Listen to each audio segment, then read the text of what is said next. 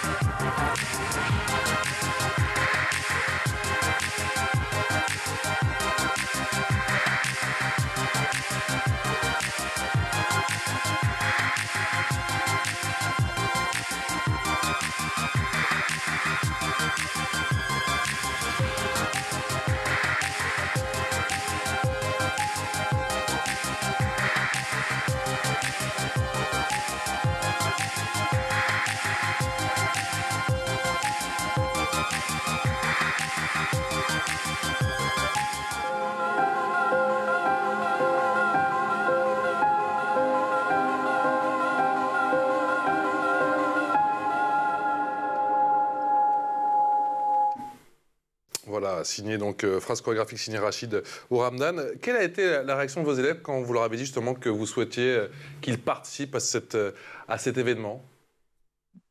Alors au début, ils n'ont pas compris. Ils m'ont dit pourquoi nous? Madame, pourquoi nous? Ça tombe toujours sur nous.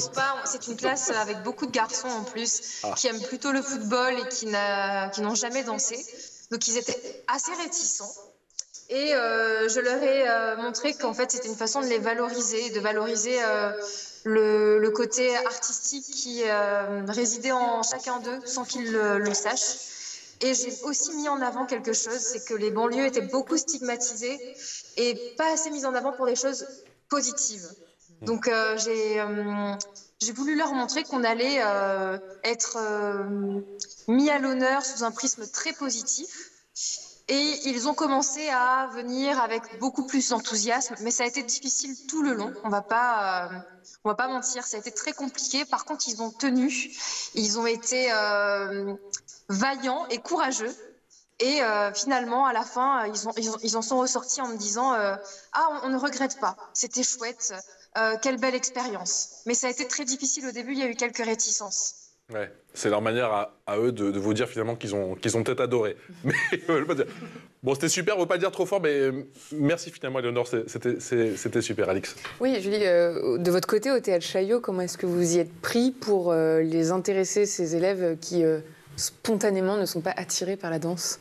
En fait, on a une équipe d'artistes et d'enseignants qui sont plus que motivés et convaincus par le projet et les potentialités en fait de la danse, qu'elle soit éducative, sociale, le dépassement de soi qu'on peut atteindre avec la pratique.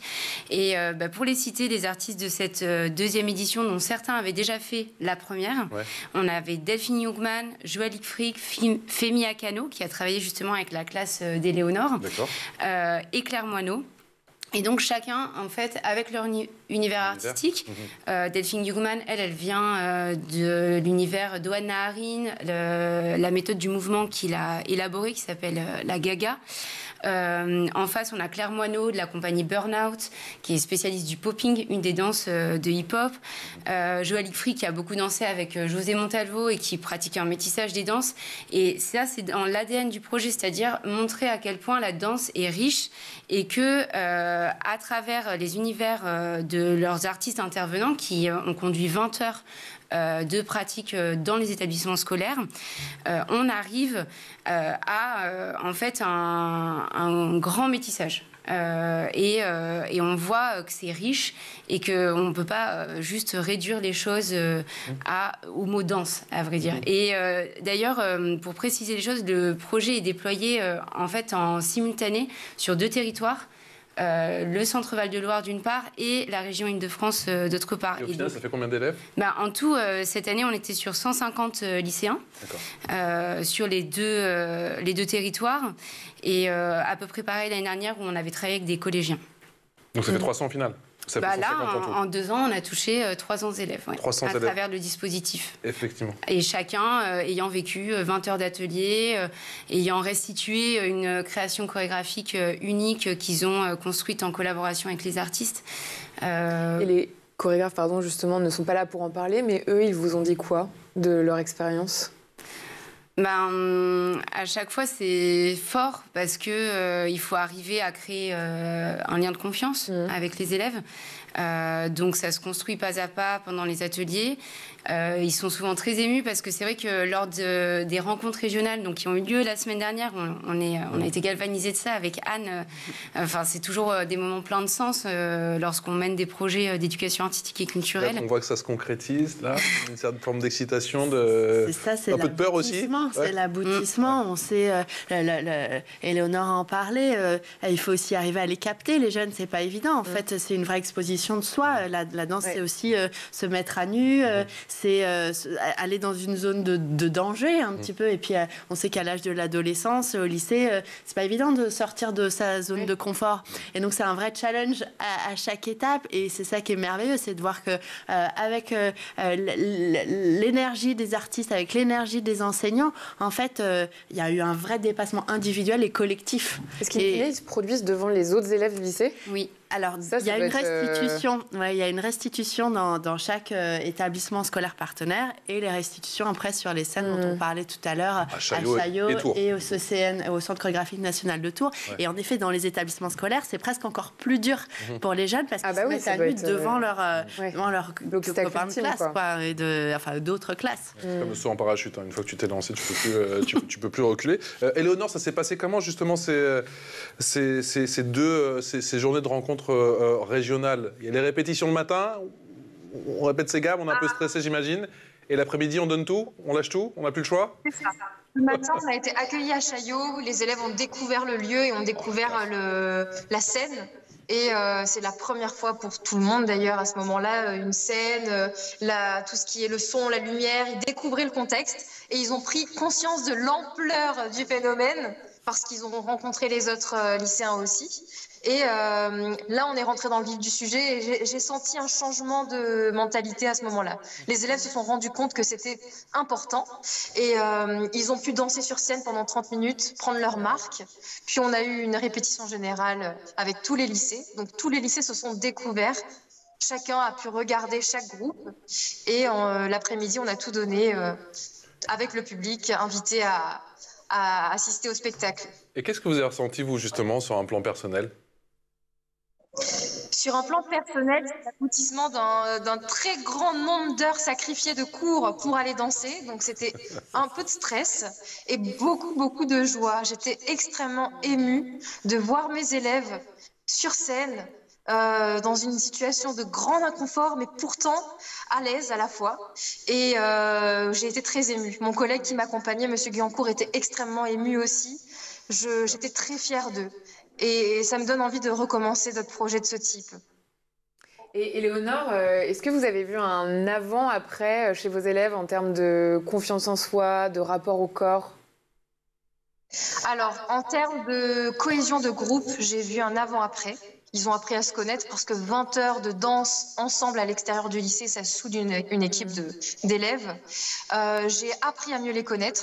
J'ai senti beaucoup d'humanité dans nos rapports, dans nos échanges, différents des échanges en salle de cours.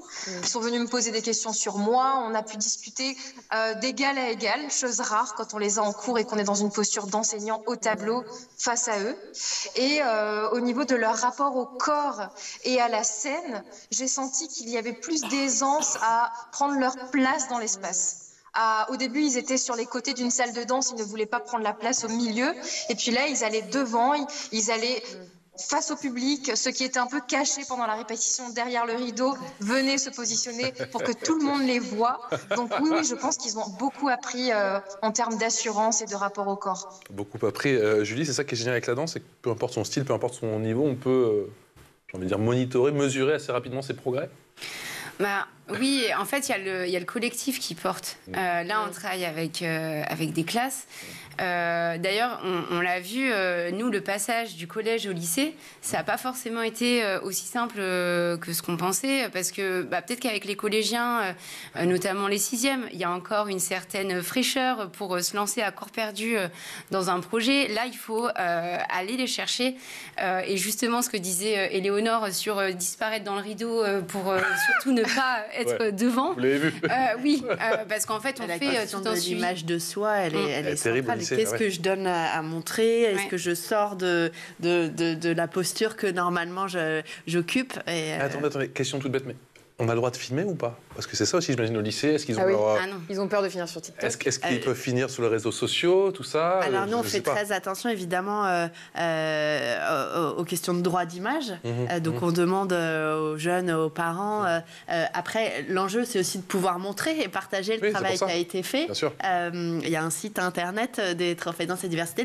On avait pu faire des capsules vidéo de chaque participation des collégiens l'année dernière qu'on a présenté. C'est ça aussi qui est riche, c'est de montrer comment chaque classe réinterprète la phrase chorégraphique. Et nous, ce qu'on voudrait, c'est compiler justement à travers d'un travail initial de Rachidou Ramdam, comment, à travers le regard d'un artiste, cette phrase peut être réinterprétée, on l'amène à des univers différents. Et donc, l'enjeu, c'est quand même de le montrer, de le diffuser, mais bien sûr en accord avec l'autorisation d'image de chacun. Qu'est-ce qui se passe le 29 avril? Alors, le 29 avril, c'est la deuxième... Vous voyez venir, hein. C'est quelle transition? La deuxième phase. C'est le deuxième volet du projet. Là, vous l'avez compris, on a engagé des établissements scolaires, des classes à réinterpréter la phrase chorégraphique, et on reste convaincus que la danse, c'est pour tout le monde, et qu'il y a une pratique de la danse sur les réseaux sociaux. Et donc, le 29 avril, c'est le lancement d'un grand concours de danse. En fait, on a la phrase chorégraphique que vous avez vue tout à l'heure. Elle existe en version un petit peu simplifiée. Aussi, merci pour moi. par Rachidou Ramdam. Et donc, on va proposer à tout le monde sur Instagram ou sur TikTok de réinterpréter cette phrase chorégraphique. Et cet élan de danse partagé va être porté aussi par des artistes complices de Chaillot, par des grands noms de la danse, des personnes justement aussi plus éloignées, mais qui sont convaincues aussi que la danse est faite pour tout le monde. Et on veut aussi dédier ce concours à la santé mentale des jeunes. On trouve que la danse a un impact vraiment positif sur bien-être dans son corps, être mieux dans son mouvement, plus s'affirmer, avoir confiance. Et donc, cette première édition du concours en ligne sera dédiée à la cause de la santé mentale pour les jeunes. C'est l'heure de la loupe, et la loupe, c'est avec Alix.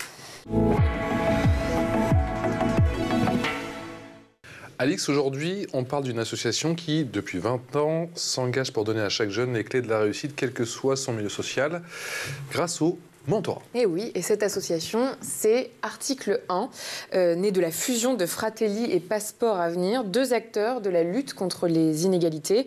Elle agit pour que l'orientation, la réussite scolaire et l'insertion professionnelle ne soient plus conditionnées par l'origine sociale, économique ou culturelle. Sa vision de la réussite se fonde sur le lien social et l'engagement citoyen, loin des idées reçues sur le seul mérite individuel. Chaque année, plus de 100 000 jeunes bénéficient de son accompagnement. Et son levier phare, tu l'as dit, c'est le mentorat, un dispositif qui met en relation des jeunes avec des professionnels bénévoles.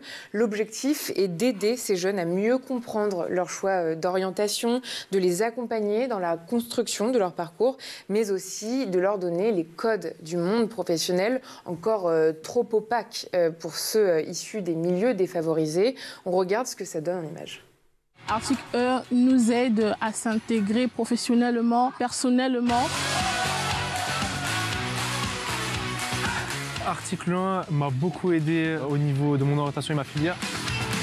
Ça m'a permis de rencontrer des gens qui avaient en fait la même vie que moi, le même parcours que moi, les mêmes appétences également que moi. Du coup, ça m'a permis de comprendre que j'étais pas seul dans ce parcours-là du combattant vers la réussite entre guillemets. J'ai pu développer des certaines qualités et compétences que j'ai pu mettre à profit lors de mes entretiens avec les entreprises et avec les écoles d'ingénieurs qui m'étaient proposées.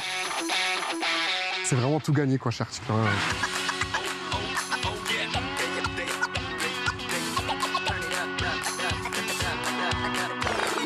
Article 1 a mis en ma possession un mentor. Ça m'a aidé à m'organiser, à préparer des CV, à préparer des entretiens. C'est en fait un gros soutien dans ma vie. Je suis très reconnaissant vers Article 1 de m'avoir permis d'avoir ce cadre-là et de rencontrer cette personne qui m'accompagne jour après jour en fait.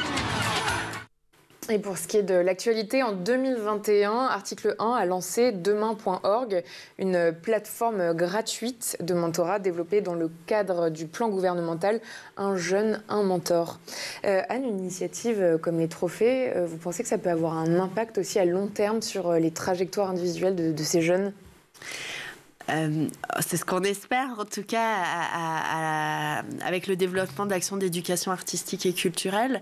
C'est-à-dire que l'accès à une pratique soutenue, quand même, 20 heures d'atelier au regard d'un artiste, ça change un peu le regard sur son quotidien. Et si ça permet à des jeunes de prendre confiance, comme on disait tout à l'heure, de s'ouvrir aux autres, de sortir de sa zone de confort et de découvrir des univers. L'idée, c'est pas du tout de faire des professionnels des disciplines, mais c'est vraiment de se dire que la culture, c'est quand même le ciment de notre société et que accéder à la culture, ça permet d'être plus ouvert, de se poser des questions, de travailler dans un projet collectif, mais pas avec le professeur, justement, avec quelqu'un d'autre qui vient apporter une autre énergie, un autre souffle. Et on est convaincus à la Fondation Culture et Diversité que je vais peut-être pas assez rapide dans mon propos inaugural que le but du jeu, c'est d'aller chercher les talents, si je puis dire, en tout cas les élèves, en zone prioritaire et aussi en zone rurale, on ne les oublie pas, hein, c'est ça hein. Oui, alors c'est notre vraie volonté de développement d'aller sur les territoires ruraux parce qu'on sait que l'offre est aussi souvent moins facile d'accès pour aller voir des spectacles, pour côtoyer des artistes. Et il y a eu l'année dernière un établissement scolaire en zone rurale. Cette année, on devait en avoir un. Finalement, on a eu quelques changements. Là, on travaille beaucoup avec des lycées professionnels qu'on appelle les QPV, les quartiers prioritaires de la ville. Et notre enjeu pour ce projet qui va se poursuivre sur de nombreuses années, c'est en effet d'aller vers les territoires ruraux. Et c'est difficile à mettre en œuvre avec les établissements ? Alors ça, c'est un projet qui est très exigeant. Accompagner 20 heures d'atelier, comme le disait Éléonore, ça demande aussi de réaménager ses cours, ça demande des salles à disposition, ça demande de mobiliser les élèves sur quelque chose qu'ils ne connaissent pas. Donc oui, c'est un vrai engagement et du professeur pour porter le projet, et de coordination globale, et de l'artiste qui vient aussi, qui doit se faire adopter quelque part par la classe dans laquelle il s'engage, avec la classe avec laquelle il s'engage. Mais on voit toujours qu'il y a un chemin qui n'est pas forcément, une ligne qui n'est pas forcément droite, mais le résultat, je pense que sur chacune des finales régionales, on a ressenti de l'émotion, de la fierté, un vrai dépassement. Et voilà, on est aussi, voilà, c'est pour ça qu'on vous avez le sentiment, vous aussi, Julie, que le pouvoir de la danse, il reste un peu insoupçonné, en tout cas auprès de cette jeune génération, et que vous voyez justement se réaliser justement tout ça pendant ces finales régionales? Je pense que chaque élève, dans leur intimité familiale, amicale, danse, mais pas forcément les danses qu'on nous présente à Chaillot, mais qu'on est en train justement de travailler en tant que théâtre des diversités, à promouvoir, à accueillir. Et je pense que eux, ils pensaient pas être capables d'arriver à présenter. C'est quand même des créations chorégraphiques qui, pour certaines, durent 5 minutes. En 20 heures d'atelier, c'est un défi. Ouais. Que ce soit pour les élèves. Oui, j'insiste, parce que moi, je sais que j'ai aucune mémoire, comme on dit, mémoire chorégraphique, la mémoire du corps, c'est catastrophe. Et donc, en fait, on leur dit que c'est aussi une chance de pouvoir présenter ça dans une salle dont tous les artistes rêvent un jour ou l'autre de pouvoir fouler de leurs pieds, leurs mains, tout ça, quoi. Et justement, Éléonore, ils avaient conscience de ce qu'était Chaillot, vos élèves, ou pas du tout? Alors, pas du tout. Non, non. Et c'est la pression quand en ils ont moins. vu l'intérieur avec la vue sur la Tour Eiffel et que chaque danseur chorégraphe leur a partagé l'expérience de danseur, l'importance qu'a ce théâtre pour un danseur, là, ils ont compris. Mais pour le coup, quand je leur ai dit théâtre de Chaillot, ils n'en avaient aucune idée. Ils n'avaient jamais mis les pieds au théâtre de Chaillot. Donc, c'était une découverte. Ça vous a donné envie de danser, toute cette histoire, ou pas? Alors moi, je suis danseuse. C'est pour ça que je me suis lancée là-dedans avec eux. J'avais envie de leur partager une passion sans le leur dire directement. J'ai toujours rêvé de partager cette passion avec les élèves. J'ai choisi l'espagnol, mais dans mon fort intérieur, je nourris l'espoir de pouvoir allier mes deux passions.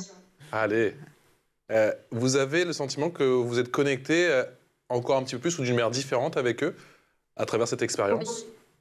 Oui, oui, et puis j'ai eu l'impression que ça donnait un autre virage à mon métier, un peu plus de sens aussi, parce que avoir la chance d'avoir autant d'heures pour organiser un projet culturel, c'est hyper valorisant pour un professeur de se rendre compte qu'on a la capacité, on peut des fois sortir du cadre de la classe pour leur offrir des compétences différentes et aussi nutritive pour leur âme qu'un cours de langue scolaire qui suit les programmes. Donc j'ai été ravie. Je pense que, en fait, tous les professeurs devraient avoir la possibilité d'ouvrir leur matière à d'autres champs culturels qui ne sont pas dans les programmes. Est-ce que ça, au final, ça a changé la dynamique de la classe, le fait d'avoir un projet commun, un projet collectif? Ça a cimenté un petit peu votre saison, si je puis dire?